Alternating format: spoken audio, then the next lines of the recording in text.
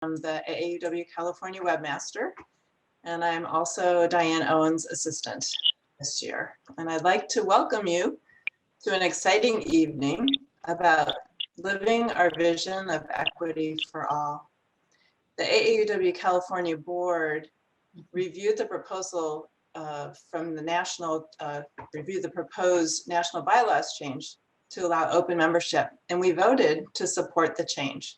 And tonight's session was developed to provide an opportunity to share why we're in support of the change and to provide an opportunity for you to pose questions and for us to discuss those. Several of you have submitted questions ahead of time, and our presenters will try to weave the answers to your questions into the discussion.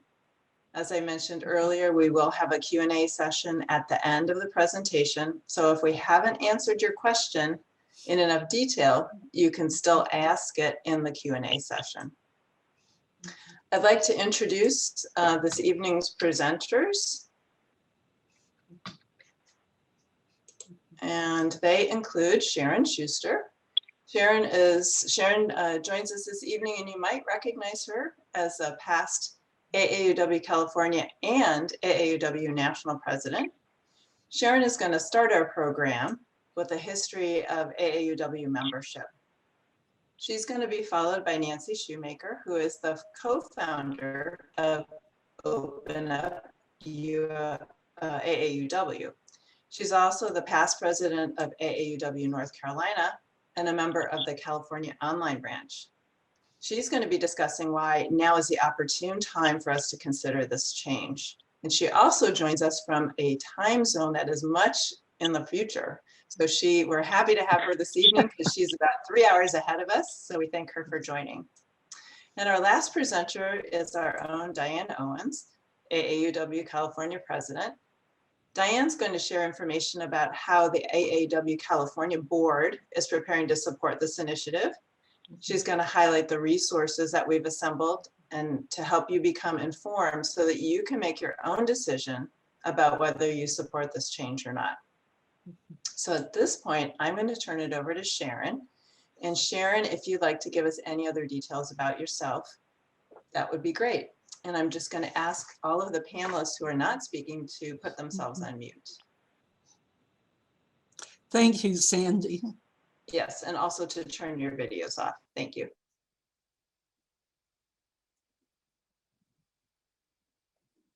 Thank you, Sandy. It's my pleasure to go over the history of AAUW membership and our mission. I guess I got that role because I have been a member of AAUW now for 61 years. So I've lived a lot of this, although not going back to 1881 when AAUW was founded. Think about 140 years ago and what your family life was like 140 years ago, and what it was like for women to have managed to go to college and come out with a college degree, and yet what were their options? What could they do? What was ahead for them? Well, these 17 women got together in Boston on the campus of MIT to try and figure out indeed what they could do.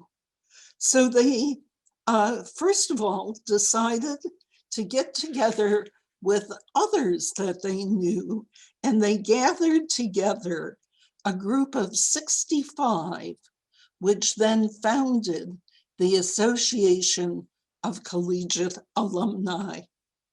And their mission at that time was to promote higher education for women, to support women in occupations, and to utilize their education for the benefit of society and themselves. Sound familiar? Things in many ways have changed since 1881, but in some ways have not. Well, in 1883, another group based in Chicago, formed the Western Association of Collegiate Alumni. And they were affiliated with Hull House there. They established a fellowships fund. And one thing I love talking about, in 1893, for the Chicago World's Fair, when single women wanted to come to Chicago to see the fair, but couldn't stay in a public hotel, they opened their homes to members to be able to participate in the Chicago World's Fair. In 1903, a group formed called the Southern Associate of College Women. And at that time, in 1903, there were only 2 4-year degree programs in the South. So they worked very hard to establish 4-year college programs in the South.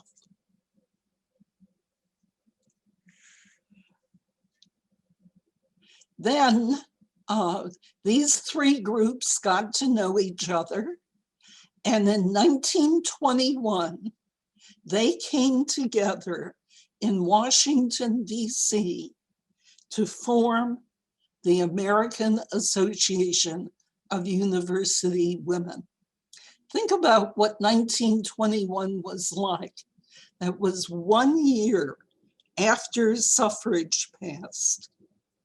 It was quite a watershed year for women in our country. In 1933, they established what they called a Committee on Standards.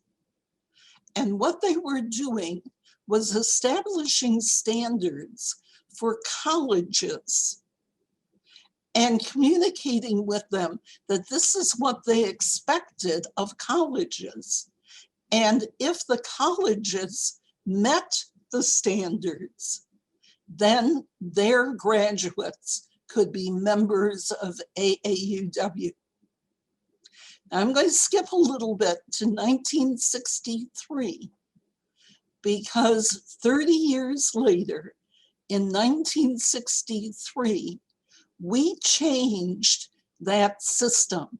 Whereas we used it for those 30 years to put pressure on the colleges to make sure that they were providing well for women at the schools. We changed to a system where, rather than having to meet our standards, graduates of regionally accredited colleges were allowed to join AAUW.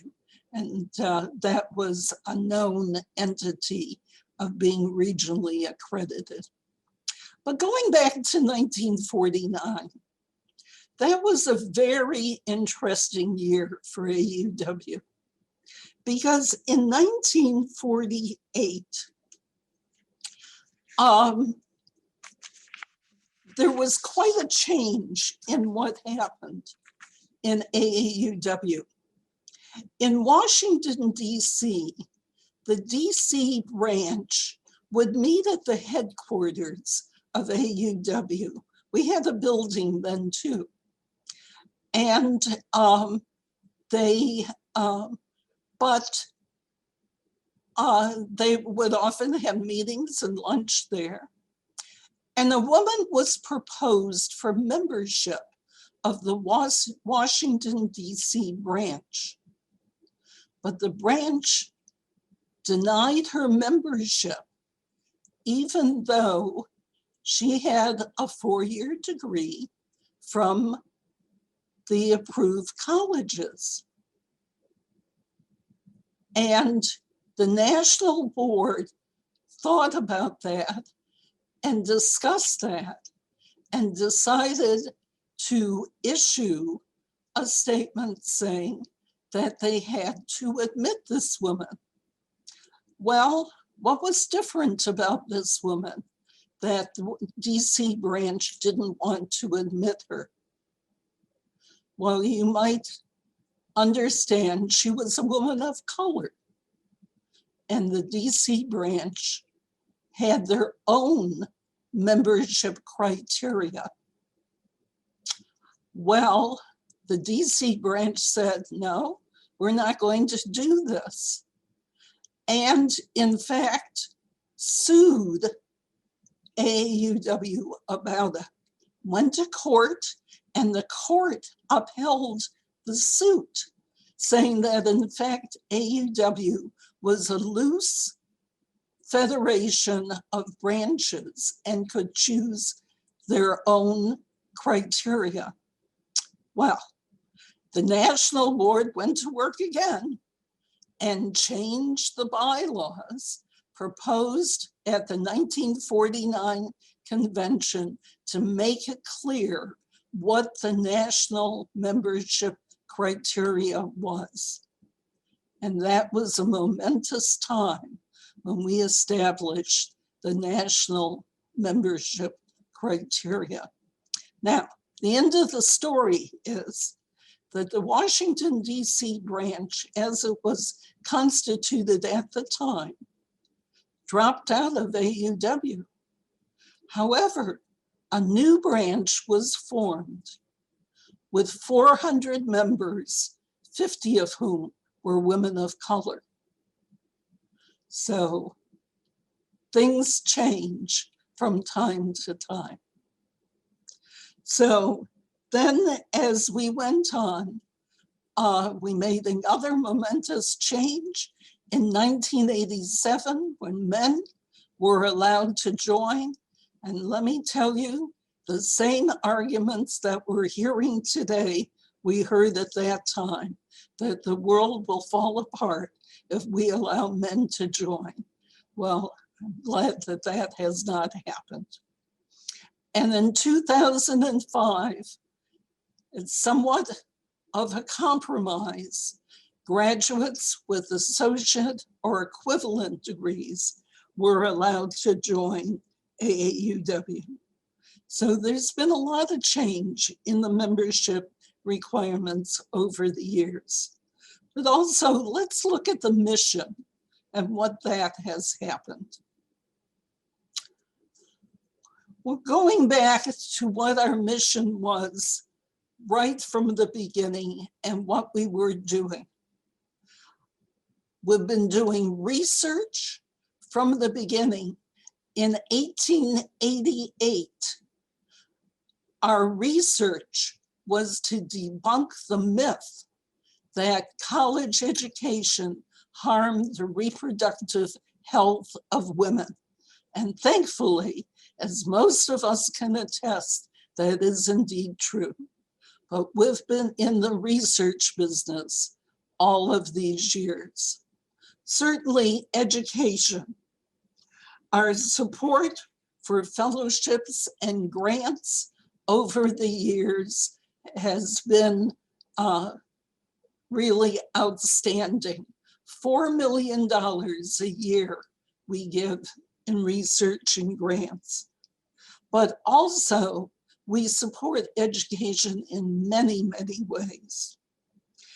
International connections has always been part of AUW, going back again to the 1920s when we helped found the International Federation of University Women, and we've been giving international fellowships these many years. Community action, all of those wonderful things. We fought for kindergartens, and we fought for milk programs for children that led to the early WIC programs. And my branch in Livermore wrote a Head Start application for when Head Start first started. We and community groups got together and started the very first program in the 1960s. So community action in so many ways. Political action. Sometimes that's the only way you can get anything done. And certain AAUW was always active in looking for things like wages and hours legislation, and then going on to the Equal Rights Amendment. God, we marched so many times to see what we could get done. And also personal growth. That's always been an active part of AUW. I certainly learned so much through book groups and other kinds of personal growth, and sometimes just the friendships. So the mission of today of equity for women and girls through research, education, and equity has been with us for all of these years, and in one form or another, and has always been part of what we have stood for. See, next slide. So what is it that we're looking for? Well, the times have changed. It's not 1881. It's not 1921. It's not even when I joined in 1959. The times have changed, and we have changed. I certainly have changed, and I would bet that you have changed too.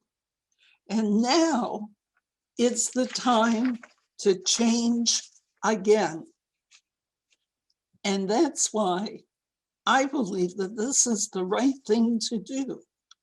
I want to show you a book that I took a lot of this information from.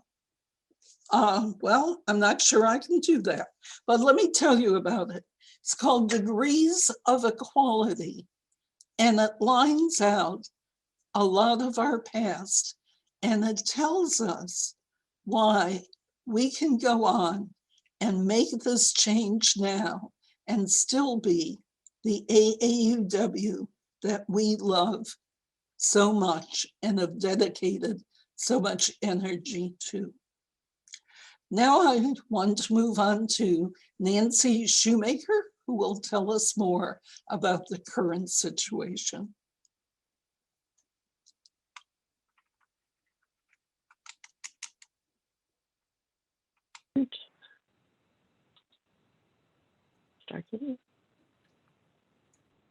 Okay, thank you, Sharon.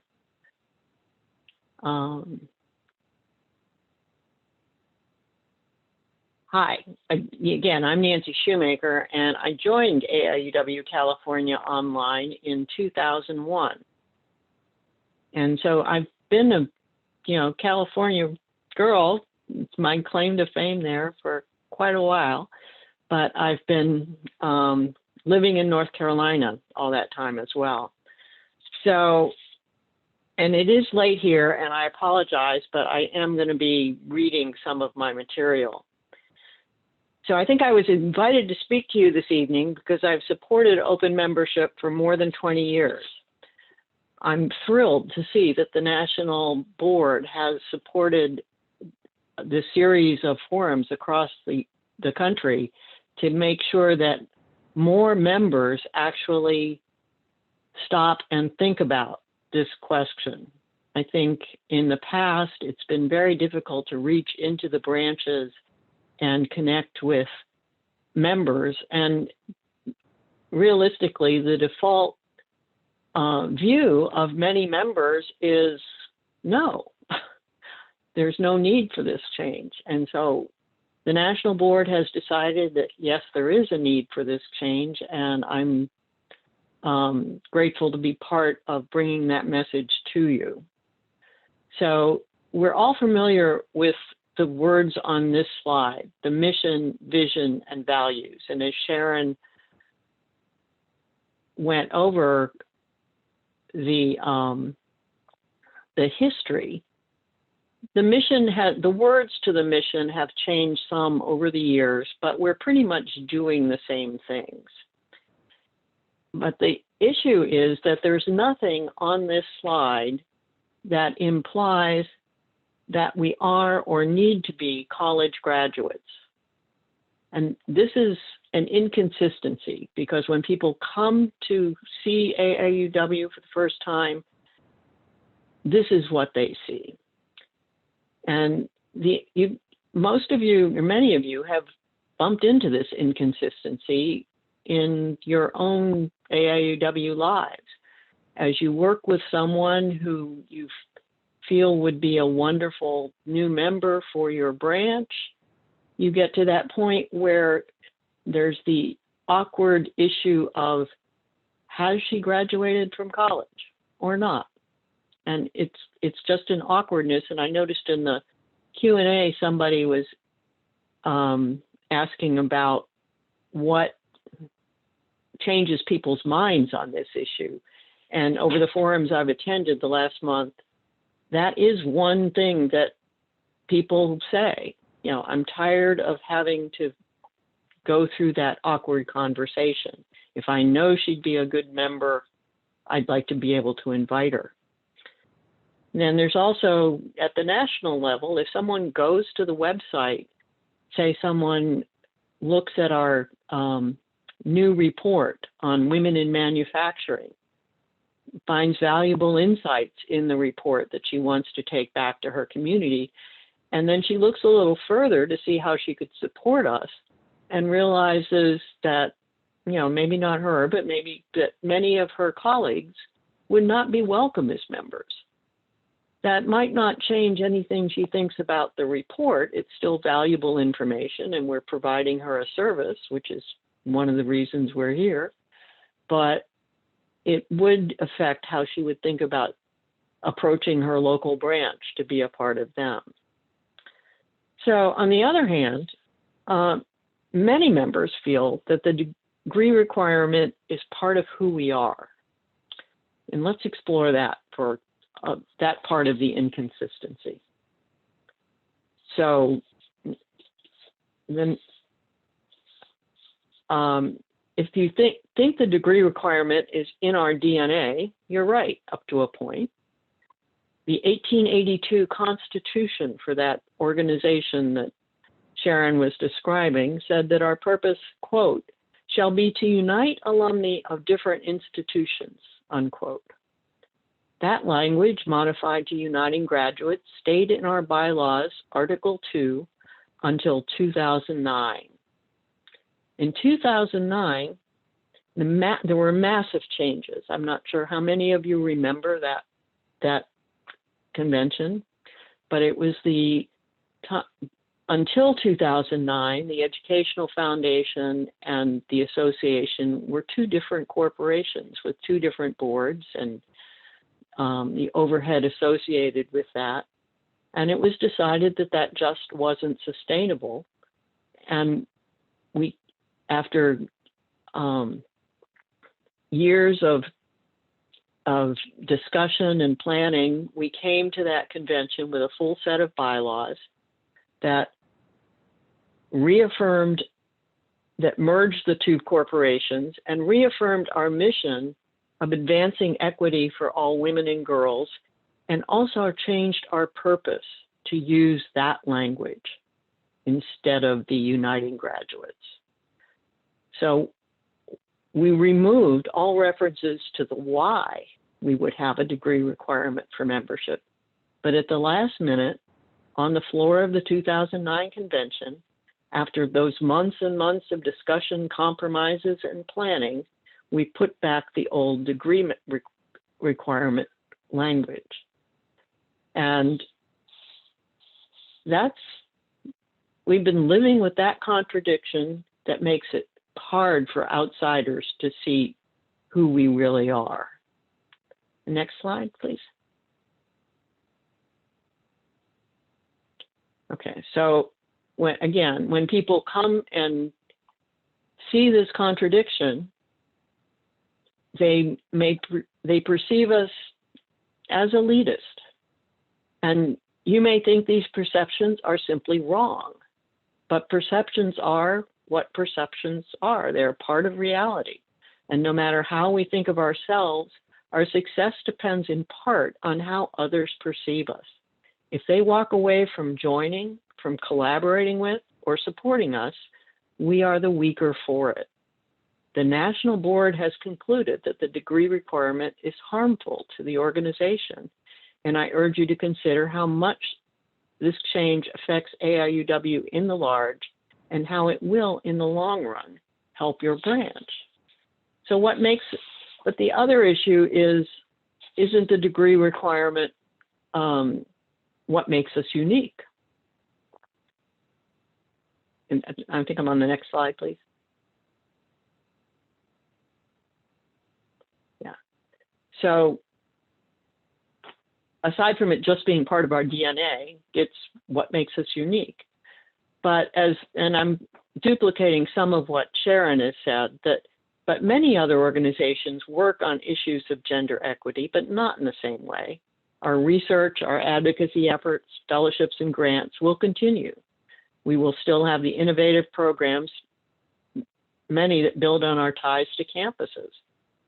And our current priorities, removing bias in education, fighting for fair pay and economic equity, advancing women in leadership, are evidence that we are focusing on areas where we can make a difference, areas that are not covered by dozens of other organizations. It's this change in focus that helps make us unique and will continue to make us relevant as we fight for equity. And then it's our branches. Very few other organizations. There are lots of what I like to call checkbook organizations based in DC that have people sending them money, but not many of them have our extensive network of branches. It's the grassroots organizations across the nation. And each branch has its unique culture, and there is nothing in this amendment that will force a change to raising money for scholarships, mentoring girls, running candidate forums, or other branch efforts. And indeed, you may find new allies who are now willing to work with you. We talk a lot about implicit bias, and now others will have less reason to use it against you. But this isn't a silver bullet. Members will not rush to our doors, but your efforts to be inclusive as you work for gender equity will be just a bit easier. Let's complete the change that we started in 2009 and move into the future with a firm foundation and even more friends for our work. Thank you. And now I'd like to turn it over to Diane.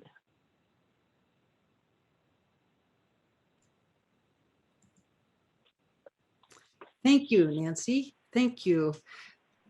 Thank both you and Sharon for enlightening us with the history and all the work that you've done too, Nancy, this past 20 years working on opening up AUW. And it's my pleasure now to talk to you a little bit about my AUW journey.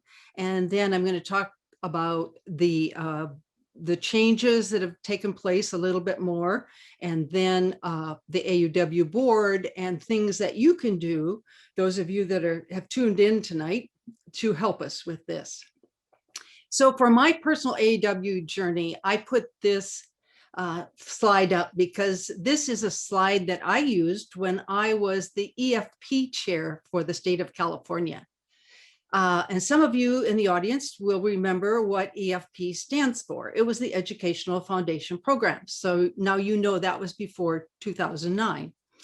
So this is the Daisy Girl, and this Daisy Girl was changed many ways. There was a member of my branch that was an artist, and she took this Daisy Girl and put her on a rocket. And that's because we live near Vandenberg Air Force Base. So she put her on a rocket and sent her into space and did all kinds of things. But the saying from this cartoon is just so neat. Only she who attempts the absurd can achieve the impossible. So I've taken that to heart, and this I'm the president, of course, of AUW California now. So my mantra for the be bold, be brave, and be brilliant. And I think this little Daisy girl could say the same thing. So when I joined AUW, well, I actually heard about AUW when I was in college, which probably is kind of unusual, but I knew about AUW before I graduated from college. I didn't join right away because I spent 3 years in Japan. And then I came back to the United States and didn't really join AUW. I kept looking, but didn't join AUW until I moved to Lompoc and to Vandenberg Air Force Base. And my husband's boss's wife, the first thing she said to me was, "Hi, welcome to Vandenberg Air Force Base. And are you eligible for AUW?" And I said, yes, I was. And she said, okay, I'll pick you up Monday night and we will go to a meeting. And I've been going to AUW ever since. So she was the one that said, welcome. And can you join AUW? And that'll be something we won't have to say anymore. We can just say, we have a meeting on Monday night and I'd like to pick you up and take you to the meeting. Of course, after we get out of this COVID thing, we'll be able to do that. So anyway, I had a great, after I was the AUW California EFP chair, I ran for the national board as the EFP chair and I won. And so I had a wonderful time, went to IFUW conferences that Sharon talked about and did all kinds of things besides have a great experience being on the national board. And then I came back to California and did some things and now I'm the president. So anyway, my journey through AUW taught me a lot of things, a lot of leadership skills, and just wonderful friends and wonderful expansion with book groups and all those kinds of things. So I've really enjoyed AUW and I want AUW to be here forever. And since it's been around since 1881, really. And the reason it's been around so long, I believe, is because it's changed. Because changed with the times. And Sharon laid that out really well for you, how when the times changed, AUW changed to keep it relevant. And I don't think that would have happened if we hadn't changed. We would be like many other organizations and not be around anymore. So change, of course, is kind of scary. But change is what has kept AUW thriving and growing and kept us looking for new opportunities and helping us to be optimistic about things. Change can be challenging, but it can also be invigorating. And I think if we make this change this year in our bylaws, we will be making that change for the better so that we can keep moving in the right direction and welcome all the men and women that believe in our mission and want to join us. So that's what we talked about at the board meeting in February 19th, actually. The board met and we decided that we would support this change in the bylaws to eliminate the degree requirement so that we would be able to move forward and do a lot of things that we have been thinking about. We know it won't bring us a lot of members right away, but you probably know, since you get our California connection and keep up with things that are going on, you know that we have hired a management consultant who is going to try to help us figure out how we can get more members, younger members. And now with this bylaws change, we'll be able to open it up to everybody. And we hope that will help us grow our membership so that we can keep AUW branches alive. So what we did, we passed the bylaw, or we passed the amendment or the vote on the amendment to support the change in the bylaws. And then we appointed a working group to develop tools and an educational campaign. So we've developed a social media campaign and we have some of the videos up. We asked all of our AUW board members and past board members, AUW influencers, to videotape 30-second or less tape of why they were supporting the bylaws change. And so some of those are featured already on our website. So go to our website and you'll see some of them. And we're going to get more, and we'll be introducing them to our social media platforms very shortly. So we decided to have this webinar, and we were Sharon Schuster join us and Nancy Shoemaker join us tonight so that we could do this webinar so everybody could be involved.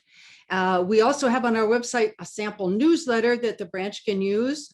You can just take some of the statements from the newsletter and use them. We have developed some talking points that you can use, and we'll keep putting things on the website for our branches to use.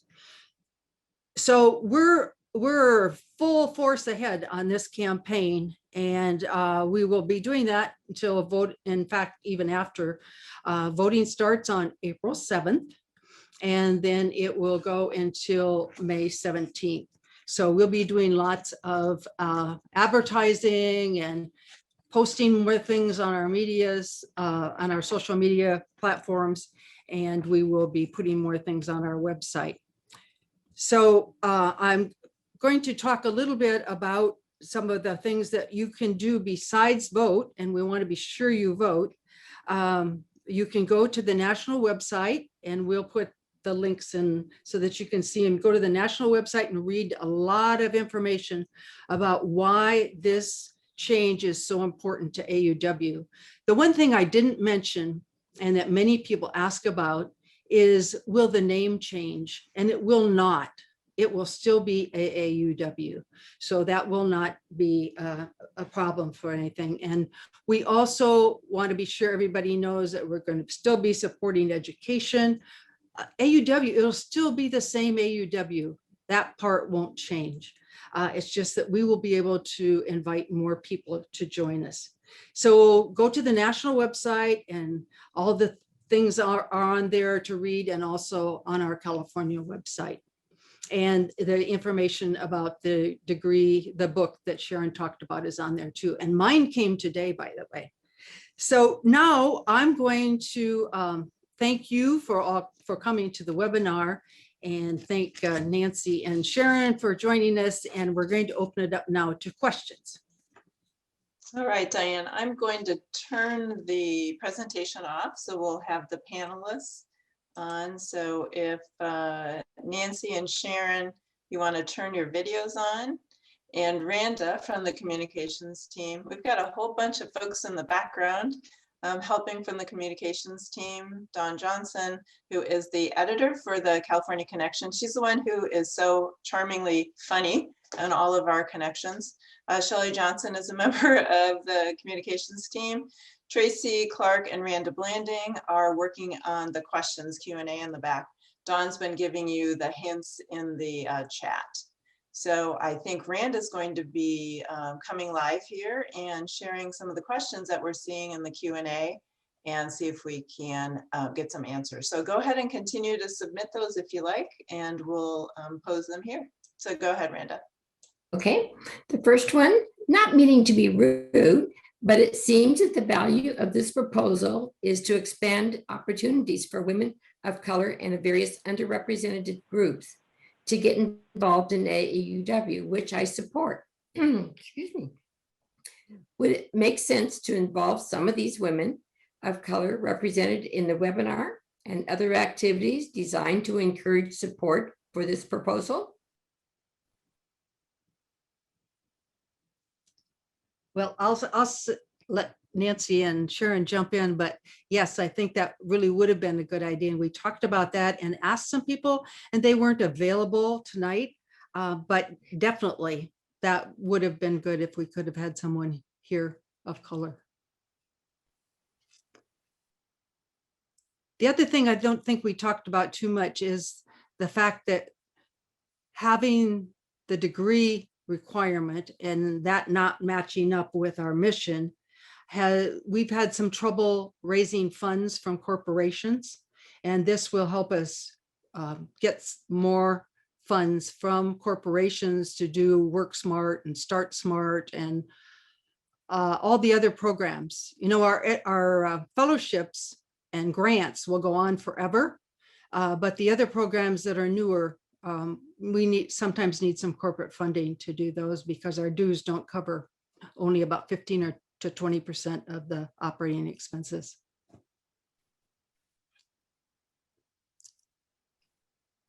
Sharon or Nancy, you have anything to add to that? I would add something.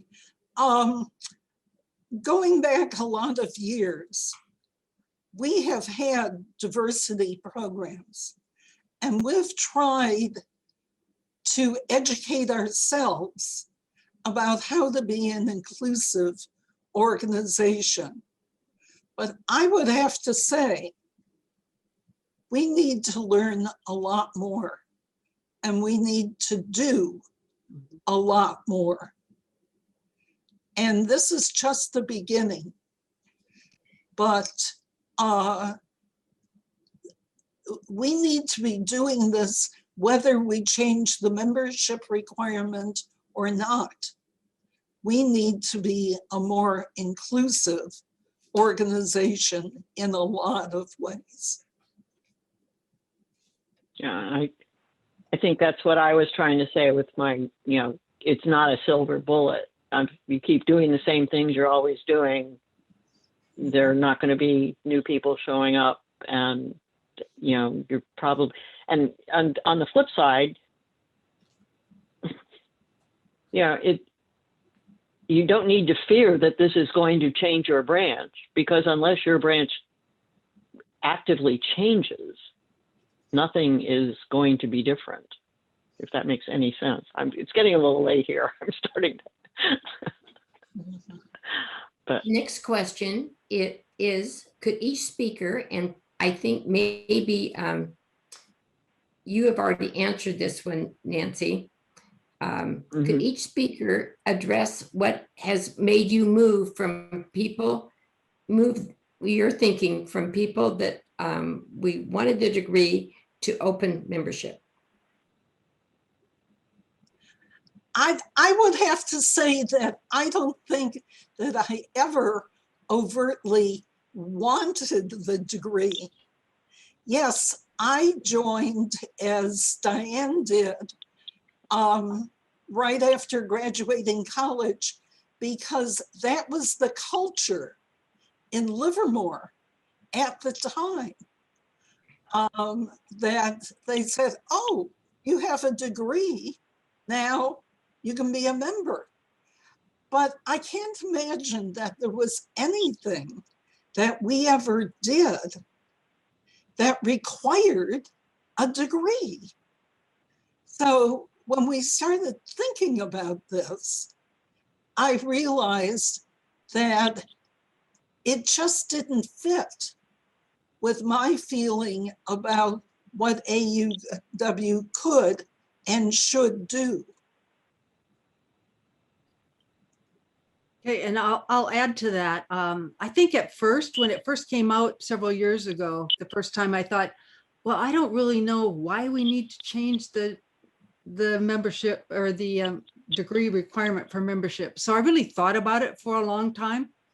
And then I started reading more about it and thinking, like Sharon did, thinking what difference would it make?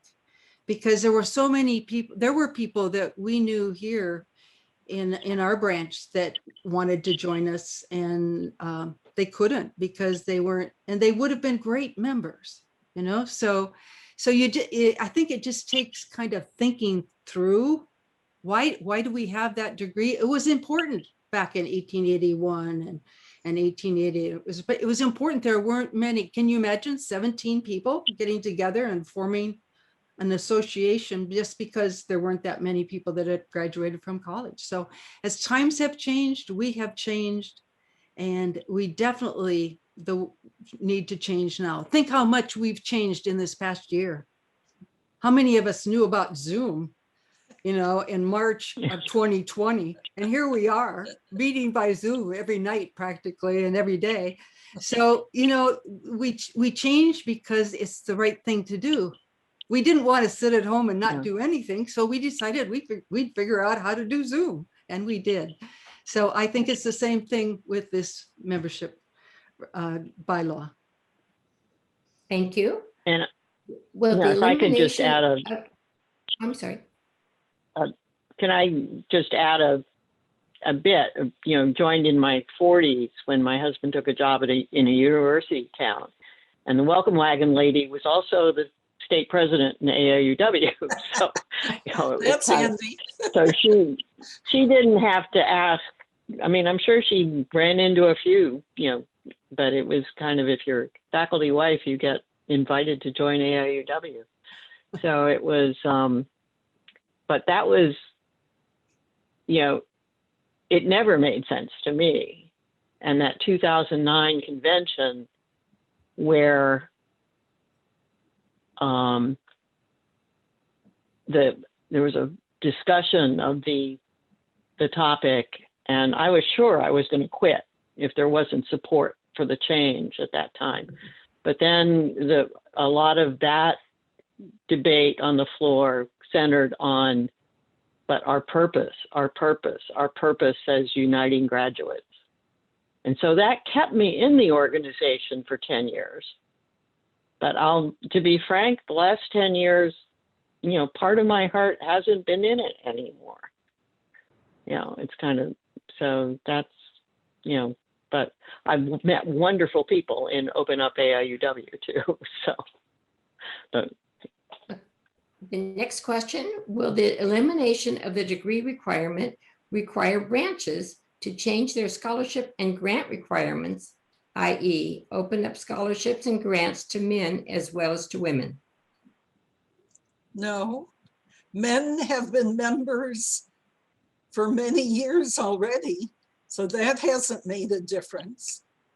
And branches can set their own standards for the scholarships, and no more than it will make a difference to our fellowships and grants.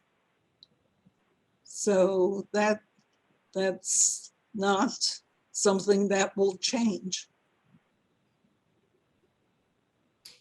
on the flip side of that came up at the Illinois town hall, but the issue was the colleges are changing. Mm-hmm. They are no longer willing to have a scholarship that is women only. I mean, AAUW can decide to do what they want to do, but it may be harder to find colleges to accept that. But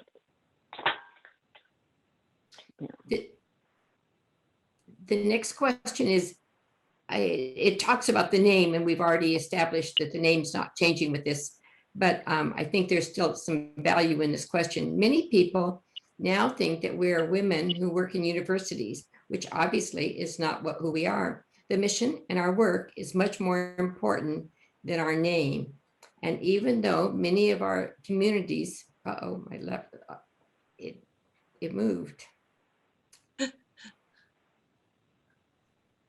I lost the question.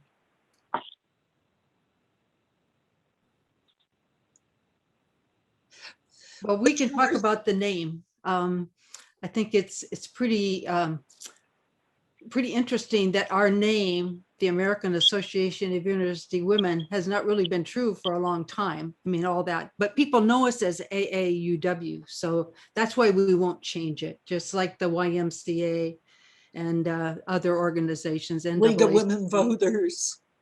Yeah, League of Women Voters hasn't changed, and they have they have men and in their organization. So I think the name is really important, and that's one of the things our marketing consultant is trying to help us do, make AUW known throughout the state. We're known pretty well, but not as much as we should be. People still ask us, what is AUW? What do you do? You know, that kind of thing. So that's one thing we're going to do.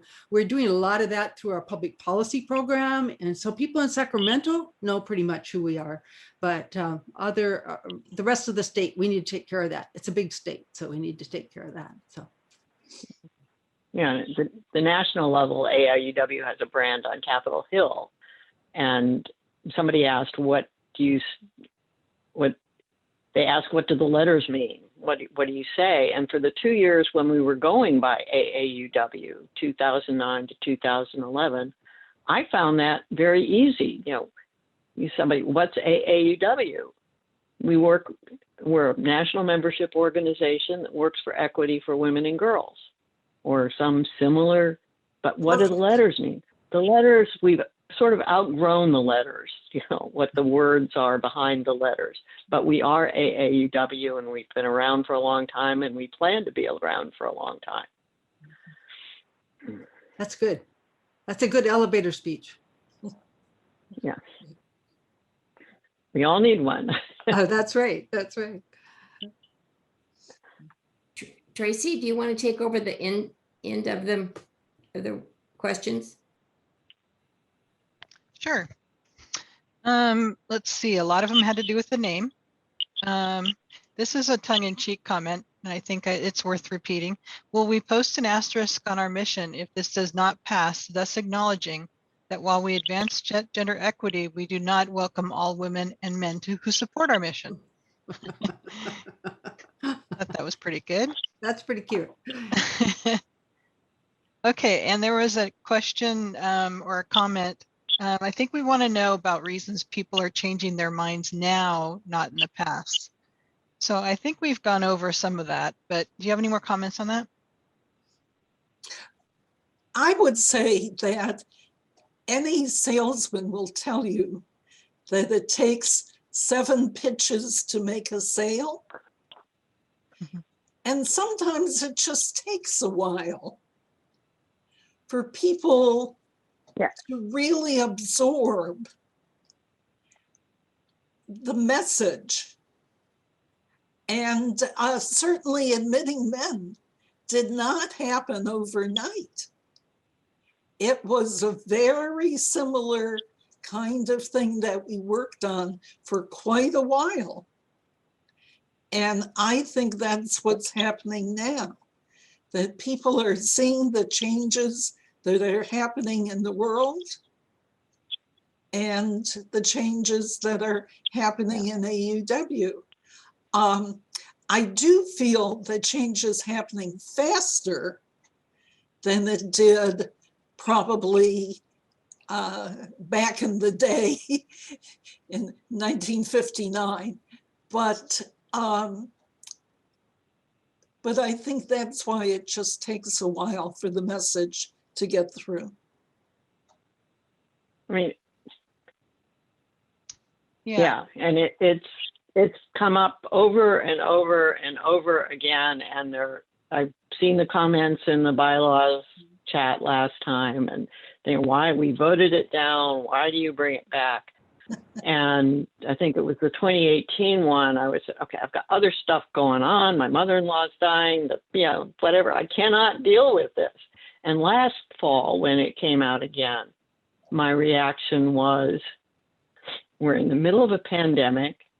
We're dealing with doing something about the original sin of the country. There's a crisis of democracy, and I'm probably forgetting something. Why are we talking about this? But I think that's part of it. What we've been through in the last year, people, I think, are more willing to focus on what's really important. And let's put this to rest so we can move on, because it really, it's not gaining us. If I'm sure the board had, went through the pro con, what do we win if we keep this? What's the benefit of keeping this degree requirement, as opposed to what we lose? And at the national level, yes, so the supporters and whatever, maybe corporations that could, give us, a large amount to help us do the things that we want to do. But it's time to move on, I think, and be the inclusive organization we say we want to be. Yeah, I wanted to read off the comment that Charmin Gearing has that kind of talks about, reason why some people are changing their mind today. So 2 women in the Tar Branch changed their minds this past weekend after hearing some fabulous women activists in our community. One of them, a Black woman, mentioned how during her campaign, her lack of degree came up as a negative, and she talked about how demoralizing it was, how all of her amazing work for women and others in our community didn't mean anything if she didn't have a degree. That's so wrong. Those members realized that is what we do in AEW, and it's wrong. So that alone changed their mind. So I think what we're saying here, if I can speak for the rest of the panelists, is getting the word out and actually talking about it with your branch members is a good thing. Give them a chance to think about it a bit and encourage them to vote one way or the other, because I think, yeah, it's been on the ballot a few times, but sometimes it only takes some discussion to change their mind and to get them to realize that it's hurting people, and people who could actually benefit the organization are being left out. And 20 years of talking to people, 8 out of 10 people probably, oh yeah, I hadn't thought about it that way. And I know at least one person who was in the 2 who wouldn't, was adamant, no, keep the U. Yeah. But she has changed her mind. I haven't talked to her about it, but it's been. There's a good comment here. It talks about, can you mention that we need a 2/3 vote, not a simple majority. Yeah. So that is true. That's why we need to encourage our members to vote and hopefully vote yes. Yeah, we need lots of people to vote. There's still lots of, not all states are having town halls. Not all members will be reached by this process. The branch members who think AAUW boundary is at their brand, the end of their branch, may just get the email, click and say no. I wouldn't put money on this getting a 2/3 majority, but you guys are doing, I'm considering myself AIUW California online, but I should be we, but certainly the communications team is doing a fabulous job at trying to get the word out to all the branches in California. So thank you. Right.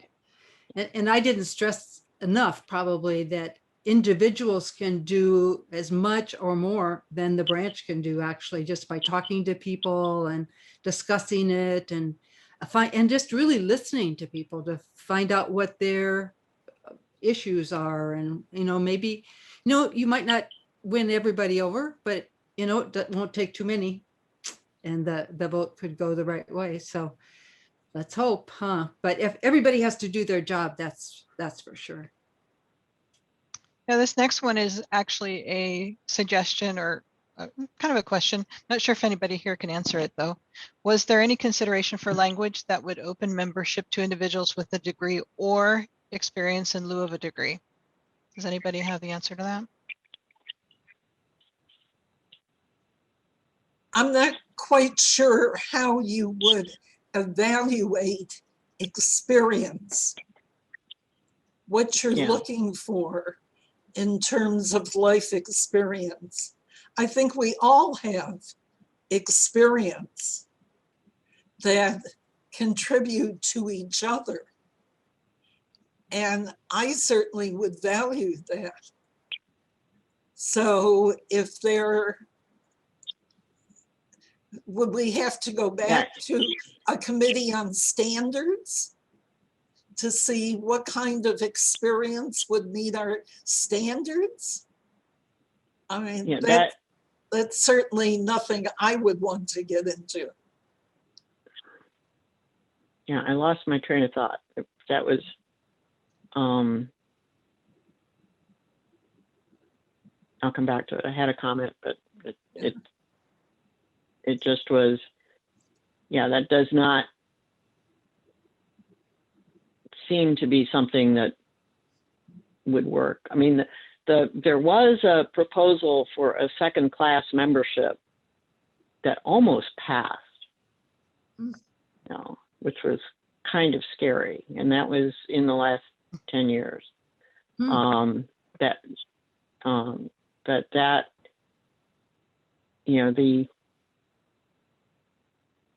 Yeah, it just doesn't.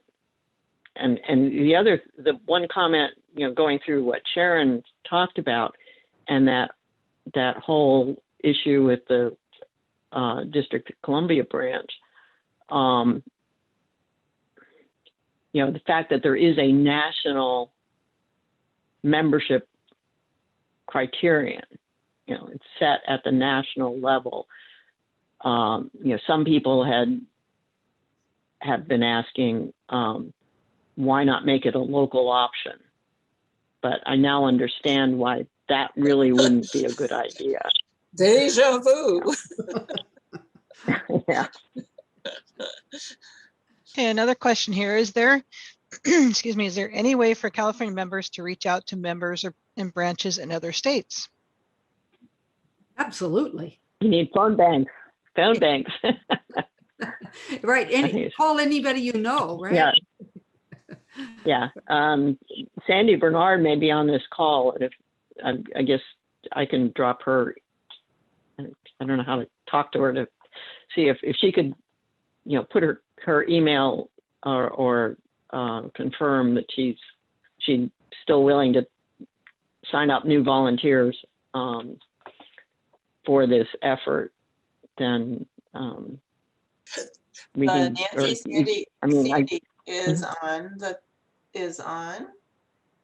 So Sandy, if you want to put your email address in the question, then we can transfer that into the chat for folks.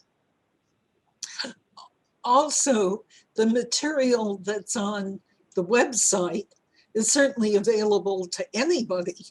Yes. It's not limited to Californians. And the open membership kit that's been done nationally is available to everybody. So there's some good material out there. And there's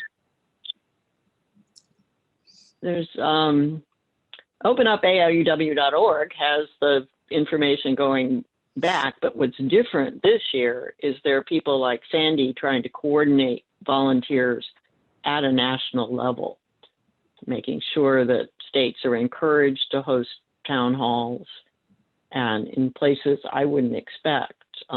There are discussions going on, and but that's taken a real effort of all of you folks on the national level. So, Diane, didn't you send a letter to all the state presidents offering the information and letting them know that they could go onto our website and so forth to get more information? Yes, we did. We sent a letter to every state president. We're trying to color in the map. And so if they write back to us and tell us that they've approved, their board has approved the issue and approved of opening up AUW, then they can let us know and we'll color them green. So kind of fun. So team, there's still quite a few questions about the name, and I'm just going to read some of the comments and kind of sequentially, because there are multiples of them. And then I think we've already discussed the fact that the name change is not part of this bylaws change, but to give you a flavor of what the comments are. So one comment was, why not change the name so that it doesn't confuse prospective members? Then it would reflect the members and goals of the organization. A lot of you have talked about change, so why not a name change?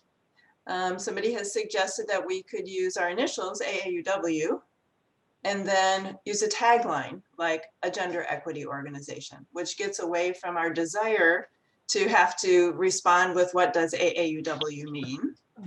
That's good. So that's another one. Somebody suggested, so guys, don't close them yet because it moves them when I'm trying to read them. Can we add another A to indicate associates are part of our organization? We could be the AAUWA and adding sort of an Inc. I think that if we drop the degree requirement, then the associate doesn't fit into that. Let's see, the word university in the name is already confusing. How many of you we introduced actually at one of the national conventions, one of the speakers talked about how we were all university women. It was quite amazing. So people don't understand, even people that we've prepped to participate in our events don't understand that we're not university women. I think those are, when someone asks what does AAUW stand for, should we answer with the principles we stand for, not just the words behind the acronym? I think that was already brought up. Let's see, I think those are the questions around the name itself. So I'm going to close those questions. I think you guys have talked about those. If you want to make any other comments towards them, go ahead. But those are just, you know, sort of comments related to the name change. And we're not crossing our heart and hope to die that we'll never change the name. But it's just, we've got to get through this first, and then they can decide whether to put the energy into looking at what a new name would be. Well, I guess I'm of the school that we don't need to change the name, that using AAUW and a tagline is the most important message. That makes more sense. That will do us. Yeah, You know, so, yeah, again, if it's good enough for the League of Women Voters, it's good enough for me. Right. And besides, our management or our marketing consultant is going to have everybody in California know what AUW is. Very soon. Very soon. we don't want to.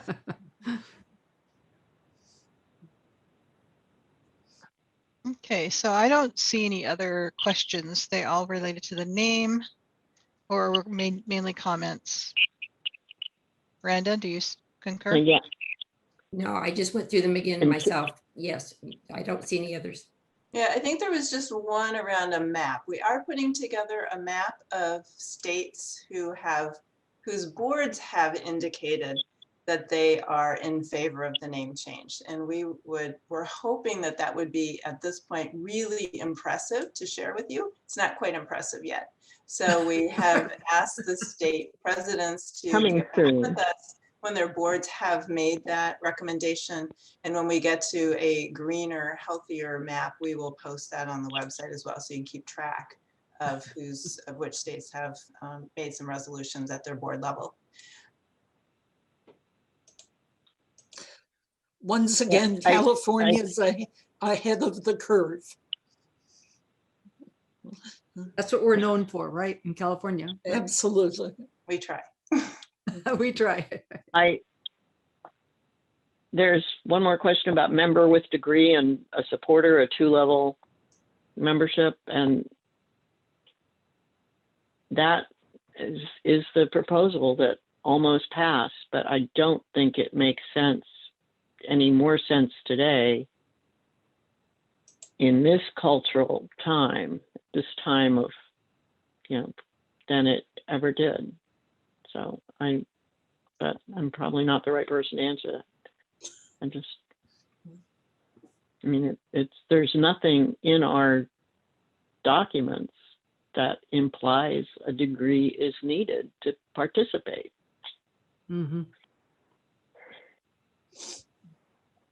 Any final words that you guys want before we close out the session this evening? Other than vote? Think about your choice. I want to thank everybody. I want to thank everybody for participating in the webinar, for reaching out to get the information about what this proposal is.